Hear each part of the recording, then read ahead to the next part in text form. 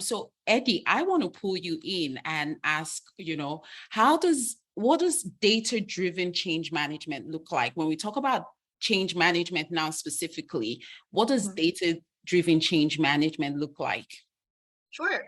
I think it's also important before I am going to answer that question, but I think it's important to understand. So, what is change data, right?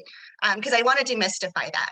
So, if you think about when you're capturing your change impacts, right? Think about all those action plans that you create associated with them, the tasks, the categories that you assign to them, maybe stakeholder analysis and the notes that you're taking, or where they sit in an organization, your project timeline, and all of the data that you put into it and the milestones.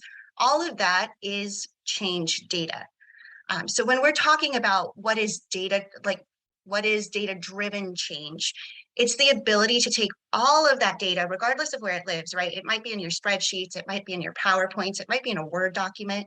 The ability to take all of that and quickly and efficiently aggregate it, and then to be able to draw strategic insights and conclusions from it, that is data-driven change. So maybe if you're using a system that centralizes all of that information, then in just a few clicks, you can start to paint a picture, right, of the level of effort that your team is doing, maybe of the return on investment on a project or many projects, because you have it all centralized in one place.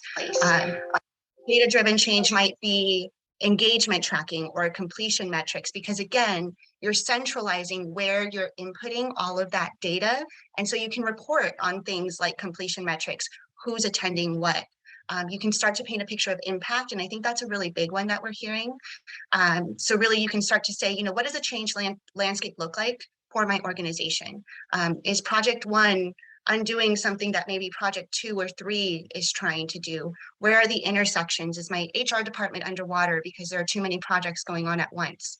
Or are we communicating enough or not communicating in certain areas? So that's really what we mean when we say data-driven change management. Oh my gosh, I like that.